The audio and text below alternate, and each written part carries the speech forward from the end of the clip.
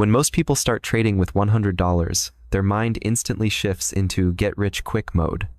They imagine doubling their account in a week, maybe hitting $1,000 in a month, and before long, they're dreaming of quitting their job. This mindset is the exact reason most fail. Turning $100 into $1 million is not about speed. It is about the ability to think in decades, not days.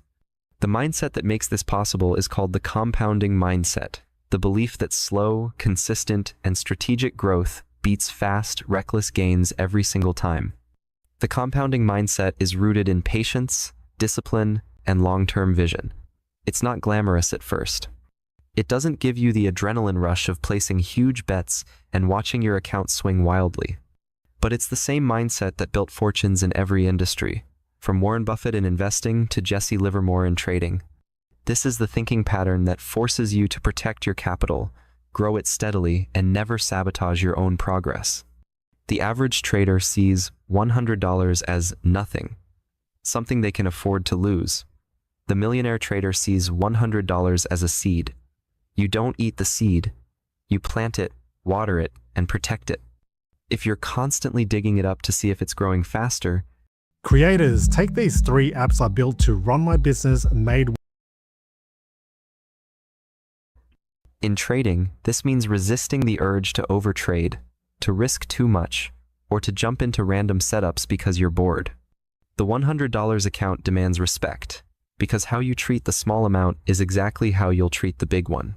Consider this. If you can grow your account by just 5% per week, that's not exciting in the short term. On $100, that's only $5 in profit. Most traders would laugh at that. But over time, the math becomes shocking. At 5% weekly growth, $100 becomes about $10,000 in less than 5 years. And if you can keep the same mindset with bigger capital, the numbers explode into hundreds of thousands and eventually millions. The principle is simple. Growth multiplied over time creates results that seem impossible at first. The problem is, most traders fail to think this way. They want to take their $100 and risk 50% on a single trade, because if they win, they're instantly up $50. What they don't see is that if they lose twice in a row, their account is nearly gone, and their emotions are destroyed. This is where the compounding mindset separates the winners from the losers. Millionaire traders never measure success by one trade or 1 week. They measure it by a series of disciplined actions over months and years. Take the example of Richard Dennis, the famous commodities trader. In the 1972nd, he started with a small amount around $1,600 and turned it into hundreds of millions over the next decade. He didn't do it by gambling. He did it by applying consistent, repeatable rules to every trade and letting time do the heavy lifting. The story isn't about luck, it's about disciplined patience. That's the mindset you need, even if you're starting with less than 1% of what Dennis had. Compounding mindset also forces you to view losses differently. Most traders panic when they lose money because they see it as a setback. But a trader with this mindset knows losses are part of the game, and they're calculated into the plan. If you lose 2% of your account today but you stick to your strategy, you can make it back over time without taking excessive risk. This emotional stability is critical.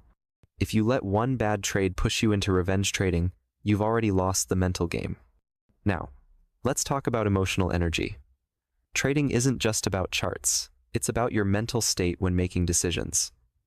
If you're chasing quick money, you're in a constant state of anxiety. Every small market movement feels like a life or death situation. You can't think clearly. The compounding mindset eliminates this by removing the pressure to get rich right now. It shifts your focus to make the right move consistently. This not only makes trading less stressful, it also improves decision-making quality. A common mistake new traders make is comparing themselves to others. They see someone on social media flipping $500 into $5,000 in a week and feel like they're doing something wrong. What they don't see is that those traders are often taking massive risks, and many of them blow up their accounts soon after. The compounding mindset ignores the noise. It's about building your own journey, at your own pace, with rules you can stick to no matter what the market does. For example, imagine you have $100 and your goal is to make 3 to 5% per week. You have a solid strategy that gives you 2 to 3 high-quality trades per week, each with a 1 to 2 risk-to-reward ratio. You risk 2% of your account per trade, so on $100, that's $2. If you win, you make $4. This seems small, but after a few months of consistency, your account begins to grow. At $500, you're making $10 per win. At $5,000, you're making $100 per win. The process is the same, only the zeros change. This is the core principle that turns small accounts into large ones without blowing up in the process. There's another hidden benefit to starting small with this mindset. It forces you to master the skill of risk control before you have big money on the line. Too many traders get a sudden influx of capital, maybe from savings or a prop firm, and blow it in weeks because they never learned how to handle small amounts properly. By respecting your $100, you're training yourself to respect $100,000. It's the same game, just a bigger scoreboard.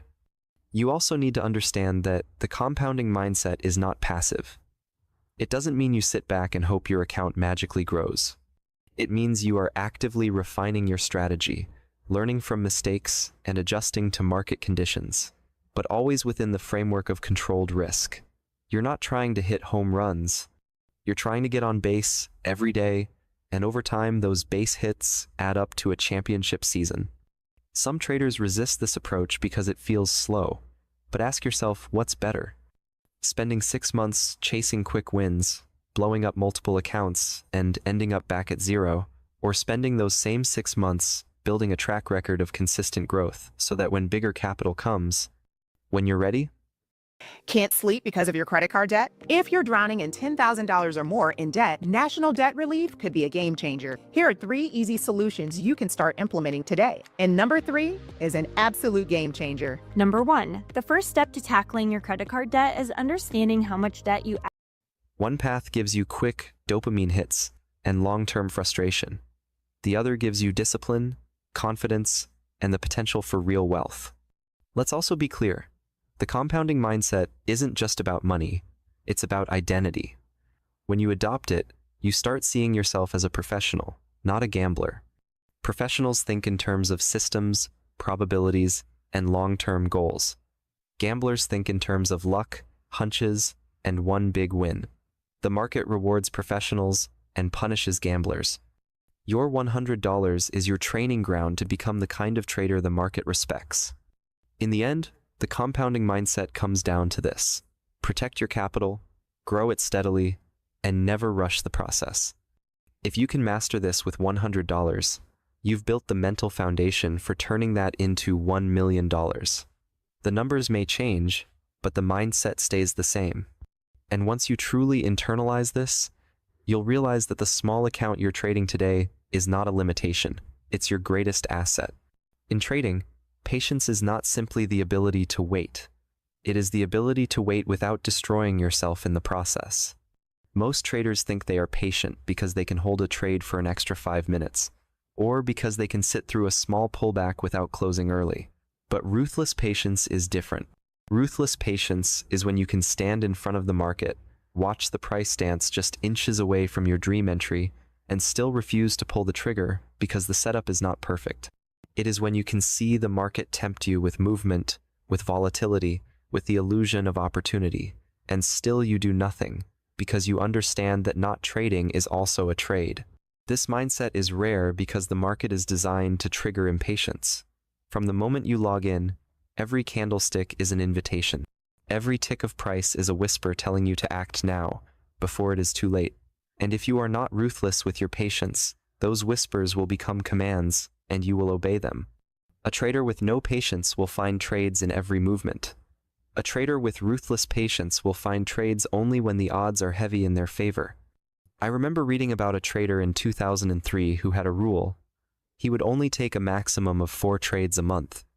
Not because he was lazy, but because he understood that his system only produced 4 high-probability setups in that period. One month, he waited 23 days without placing a single trade. On day 24, his signal appeared.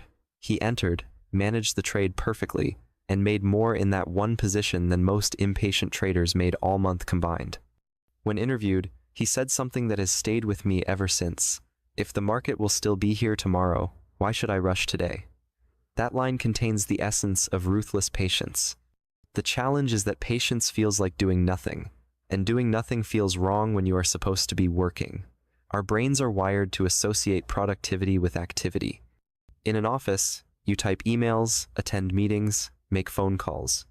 In trading, the most productive thing you can do is sometimes to stare at the screen and take no action at all. This feels unnatural. Your hands itch to click. Your mind convinces you that any movement is better than no movement. And so you break. You enter too soon. You chase. You trade setups that are almost valid. You sabotage yourself. Ruthless patience is not passive. It is active waiting. It is a conscious, deliberate choice to protect your capital until the exact conditions you require are met.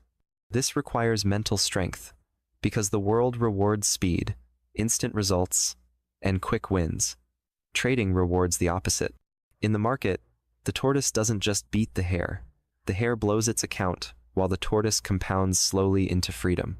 There was a legendary commodity trader in the 1982nd who made hundreds of millions of dollars, but only traded about 15 days out of the year. People assumed he had some mystical edge. In reality, his edge was discipline. He knew his setups so well that he could identify exactly when they appeared. On every other day, he simply did nothing. He described the waiting as boring as watching paint dry, but when the trade came, it was like stepping in front of a moving train with perfect timing. That's ruthless patience, waiting for the train you know is coming, rather than running after every shadow. To develop this mindset, you have to redefine what winning means. Winning is not making money every day. Winning is following your plan every day.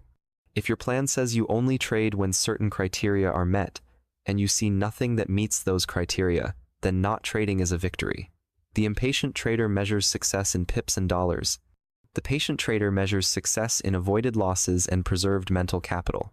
This is a subtle but powerful shift, because it removes the pressure to force trades. Think about the psychological damage impatience causes. Every premature entry that turns into a loss chips away at your confidence. Every unnecessary loss forces you to trade harder just to get back to where you started. Everyone said I'd have to leave.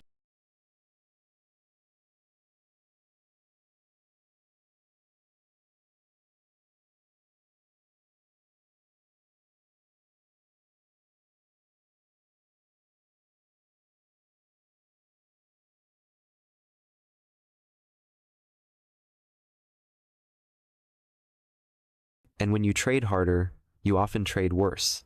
This is the spiral that destroys accounts. Ruthless patience stops the spiral before it begins. It is a shield that protects you from your own worst instincts. Of course, ruthless patience is not natural. It must be trained. It starts with clarity. If you do not have a clear, well-defined trading plan, you cannot be patient, because you won't know what you're waiting for. The mind hates uncertainty, and without a plan, it will convince you that any opportunity is good enough. When you know exactly what a perfect setup looks like, you can reject everything else with confidence. The clearer your rules, the easier it becomes to sit through the noise. In 1995, a futures trader named David H. was mentored by one of the best pit traders in Chicago. The mentor told him, "If you can stand on this floor all day and make 0 trades, you're ready to be a pro." At first, David thought this was a joke. Why would you be a trader and not trade? But after blowing his account twice, he understood. The mentor wasn't teaching him to avoid trading. He was teaching him to avoid bad trading. That year, David focused on waiting. He let dozens of potential trades pass. When his exact setup came, he executed with precision and size. By the end of the year, his win rate had improved by over 40%, not because his strategy changed, but because his patience did. The real test of ruthless patience is during drawdowns. When you're losing, the temptation to make it back quickly is overwhelming. The impatient trader doubles down, chases high-risk trades, and tries to force the market to give them what they lost. The patient trader accepts the drawdown, steps back, and waits for the same high-quality setups that got them profitable in the first place. This is counterintuitive, but it's why the patient trader survives and grows while the impatient trader burns out. Patience is also the foundation for scaling. Imagine you do have that $100 account. If you are impatient, you might turn it into $200 quickly, but then back down to $50 just as fast. If you are patient, you might only grow it by 5% in the first month, but that 5% compounds. Over time, your small, steady gains build a stable base that can handle larger positions and bigger opportunities. Impatience chases explosions. Patience builds empires. One of the hardest parts of ruthless patience is dealing with what-if moments. You skip a trade because it didn't meet your rules, and it ends up being a winner. The impatient part of your brain screams, "See, you should have taken it." But here's the truth. A good process will sometimes let winners go. That's not a flaw. That's the price of long-term survival. Your job is not to catch every winner. Your job is to take only the trades that fit your edge. The market will always offer more opportunities. Missing one does not matter. Breaking your rules does. Patience also affects how you manage trades once you're in them. An impatient trader cuts winners short because they can't stand the thought of price reversing. A patient trader holds for the full target because they trust the probabilities of their system. This is why patience is not just about entry timing. It's about the entire trade lifecycle. From waiting for the setup, to letting the trade play out, to waiting again for the next setup, patience is the constant thread that keeps you consistent. It's worth noting that ruthless patience does not mean perfection. You will still take trades you shouldn't. You will still close early sometimes. But the goal is to make patience your default state. The more you practice it, the more natural it becomes. And over time, your account will reflect the change. Fewer trades, higher win rates, lower stress, more freedom. If there's one image that captures ruthless patience, it's the image of a lion in tall grass. The lion doesn't chase every antelope it sees. It waits. It watches. It studies the herd. And when the perfect target comes within range, it strikes with full force and precision. That's how you survive in the market. Not by running after every flicker of movement, but by conserving your energy until the odds are stacked in your favor. In the end, ruthless patience is not just a trading skill, it's a life skill. It teaches you to value quality over quantity, to trust your process, and to resist the urge to act for the sake of action. It's not glamorous, it's not exciting, but it's the reason some traders quietly compound their way to financial freedom while others burn out in a blaze of overtrading. If you can master this, your $100 account may not grow overnight, but given time and patience, it will grow beyond anything you can imagine. One of the hardest things for traders to learn is that the market doesn't care about your feelings, your hopes, or your desperate wish for a setup to work out. The market isn't your friend, it isn't your enemy. It's just a mirror that reflects back the truth about how disciplined or undisciplined you are. And the truth is, most traders lose because they tie their emotions too tightly to each individual trade. They treat every entry like it has to work, like it defines who they are as a trader. But the reality is, no single trade matters. What matters is the collective result of hundreds of trades over time, executed with consistency, not desperation. If you work like a thug and every day people ask you, "Dude, when am I going to have more free dollars and loses feels the sting. But an undisciplined trader feels something far more dangerous, the urge to get it back right now. That's how revenge trading is born. You start seeing setups that aren't there, you start forcing positions just to erase the pain, and the market punishes that every single time. You have to become emotionally detached from the outcome of each trade. You have to see a loss as just another step in the process, not as an attack on your identity or a threat to your future. I've seen traders with brilliant technical skills fail because they couldn't handle the emotional side. One in particular had a win rate over 60%, but his losses were twice as big as his wins because the moment a trade went against him, he panicked. He'd close early or flip the position entirely. He knew the chart was telling him to stay patient, but his emotions were screaming at him to act. He wasn't losing to the market, he was losing to his own reactions. That's why emotional detachment isn't optional. It's a survival skill. Think about it this way. Imagine you're flipping a coin, and you know that over 100 flips, the coin will land on heads about 50 times. You wouldn't panic if the first 3 flips were tails, because you understand probability. Trading works the same way. If your strategy is profitable over time, a single loss doesn't matter.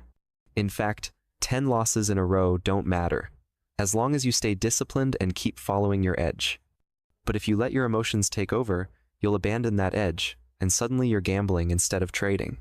In 2008, during the global financial crisis, a trader I knew personally made over $400,000 in just 6 months shorting bank stocks.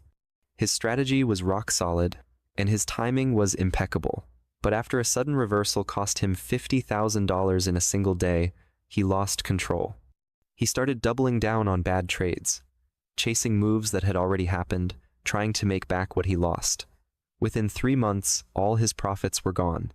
He later admitted to me that it wasn't the market that ruined him, it was the fact that he couldn't emotionally accept being wrong. He wanted the market to make him feel right again, and the market doesn't do that. The mindset you need is one of detachment. This means when you place a trade, you've already accepted that you could lose that money. You're not trading to be right. You're trading to execute your plan. If the plan says cut the loss, you cut it. If the plan says hold for the target, you hold. There's no room for, but maybe it will turn around thinking. That's emotional attachment speaking, and it's the enemy of consistency. The best traders I've met treat each trade like one grain of sand on a beach. They know one grain doesn't define the beach. One win or loss is irrelevant in the big picture. They don't celebrate wildly when they win, and they don't spiral into frustration when they lose. They focus on the process, not the outcome. That's the key. Process over outcome. Because the moment you start judging yourself based on a single result, you're handing your emotions the steering wheel. Detachment also means removing ego from the equation. Your trades are not you. Losing a trade doesn't mean you're a bad trader any more than winning one trade means you're a genius. Ego will push you to prove yourself to the market, but the market doesn't care about proving points. Ego will keep you in bad trades because you don't want to admit you're wrong. But the market rewards those who can admit they're wrong quickly and move on. A humble trader who cuts losses without hesitation will always outlast a proud trader who refuses to let go. One thing I tell new traders is this: your job is not to predict the market. Your job is to manage risk while letting your edge play out over time. That's it. Once you understand this, losing trades stop feeling personal. They just feel like business expenses.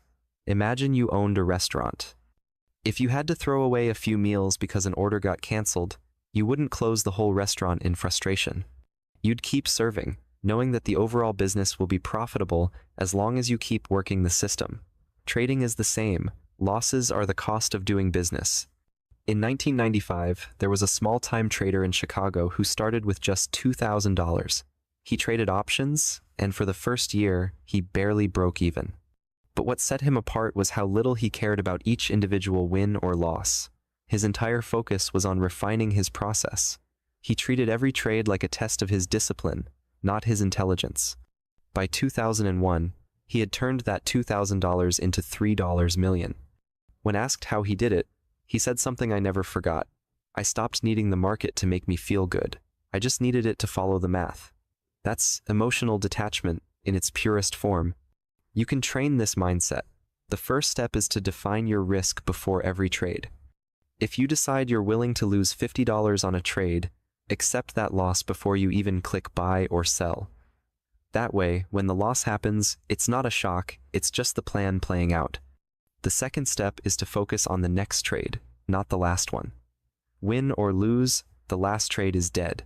The only one that matters is the next one you take with discipline. And the third step is to keep your trading size small enough that losing doesn't cause emotional damage. If you're so nervous about a trade that you can't think clearly, you're risking too much. When you strip emotions out of trading, something magical happens. Your decisions become sharper. You stop chasing. You stop hesitating. You start following your rules with military precision. And the market starts rewarding that precision over time. Remember, the market is a brutal teacher, but it's also fair. If you consistently make disciplined, detached decisions, the long-term math will work in your favor. But if you let emotions take the wheel, the market will teach you the same painful lesson again and again until you either quit or learn. Emotional detachment doesn't mean you don't care about winning. It means you care more about discipline than about any single trade. Imagine being able to build anything just by thinking about it. It's the same mindset that professional poker players use. They know that sometimes they'll have a great hand and lose, and sometimes they'll have a weak hand and win. The important thing is that they play their strategy correctly every time. That's how you build a fortune from a small account. That's how you turn $100 into $1 million over time. And maybe that's the part most traders miss. This isn't about making the market bend to your will. It's about bending your own mind into a shape that can survive and thrive in the chaos. Once you no longer need the market to give you emotional comfort, you're free to trade purely on logic and probability. And that freedom is where the real money is made.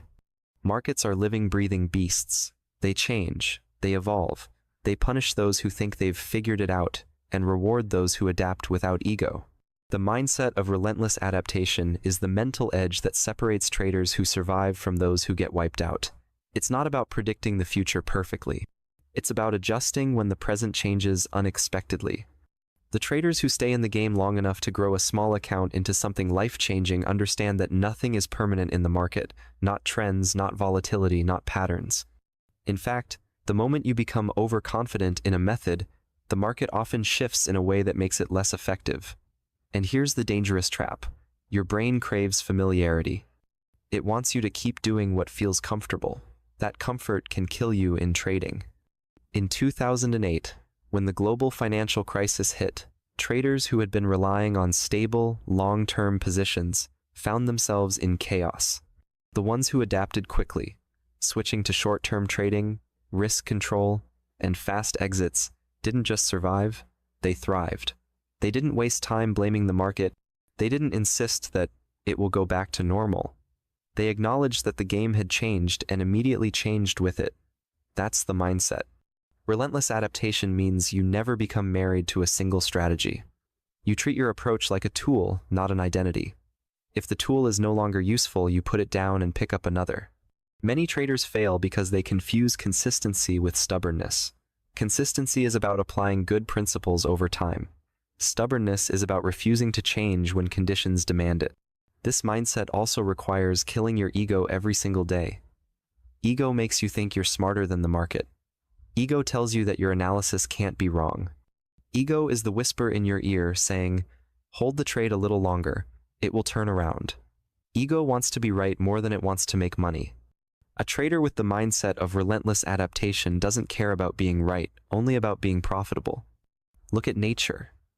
Species survive by adapting to their environment. When the environment changes faster than they can adapt, they go extinct. Trading is no different. Your strategies, risk tolerance, and even your trading schedule must evolve with market conditions. Some months, you may be trading aggressively because volatility is high and opportunities are abundant. Other months, you may be trading rarely, preserving capital because the setups aren't clear. You adjust without guilt, without frustration, without fear of missing out. One of the most powerful ways to develop this mindset is to treat every market condition as a teacher. When the market is trending, it's teaching you momentum discipline. When it's ranging, it's teaching you patience. When it's unpredictable, it's teaching you risk control. The worst traders complain about bad markets. The best traders study them, adapt, and extract lessons that make them sharper for the future. The key is to make adaptation a habit, not a reaction. If you only adapt when you're forced to, you're already behind. You should be testing new methods, new time frames, new risk models before you even need them. This way, when conditions change, you're not scrambling, you're simply switching gears. It's like a fighter who trains in multiple martial arts. No matter what opponent steps into the ring, they have an answer. In 1995, there was a trader named Marty Schwartz, famously known as Pitbull. He was already a legend in stock index futures trading. But when he realized the game was changing, he didn't cling to the old ways. He expanded his skill set, studied different markets, and even adjusted his risk profile. That ability to evolve kept him profitable, while others who refused to change lost everything. His success wasn't just skill, it was his refusal to stay static. Relentless adaptation also means embracing discomfort. Growth happens when you willingly step into uncertainty. If you only trade the setups that feel safe, you'll limit your potential. The market will always find ways to challenge your comfort zone. Sometimes it will change speed. Sometimes it will change direction. Sometimes it will just grind sideways for weeks. Your job is to move with it, not against it. And here's the part most traders miss. Adaptation isn't just about your technical strategy. It's about your mental state. Some days you may feel sharp and focused, ready to take on the market. Other days, you may be tired, distracted, or emotionally charged. The adaptive trader recognizes this and adjusts position size, frequency, or even decides not to trade at all. They adapt not just to the market, but to themselves. This mindset is the final piece of the puzzle, because without it, all the discipline, patience, and resilience you've built can be destroyed by one stubborn refusal to change. The market is not obligated to reward your favorite setup forever. It's not interested in how well your strategy worked last year. It doesn't care about your opinions. It rewards those who flow with it like water, flexible, but with force when needed. If you look younger than your age, you might be one of us. If you've never broken a single bone, you might be one of us. The 12 types of light workers and their mission on Earth. Take test.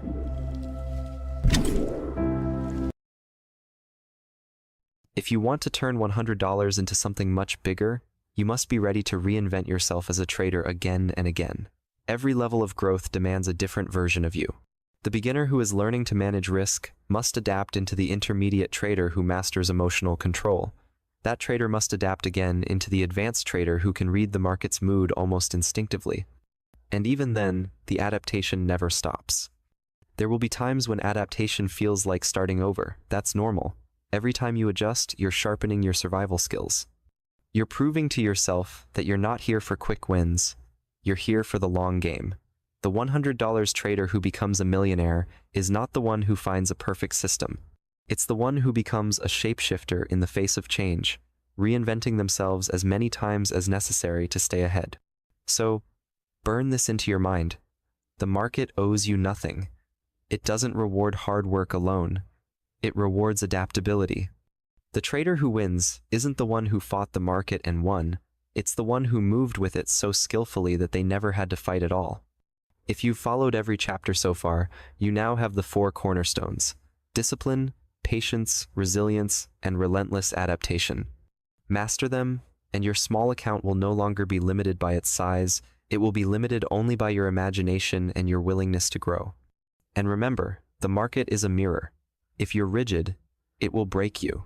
If you're fluid, it will carry you forward. Be the trader who bends, shifts, and transforms as often as necessary. That's how you survive. That's how you thrive. That's how you turn $100 into $1 million. If you enjoyed this video and want more powerful trading psychology insights, make sure to subscribe to the channel so you don't miss the next one.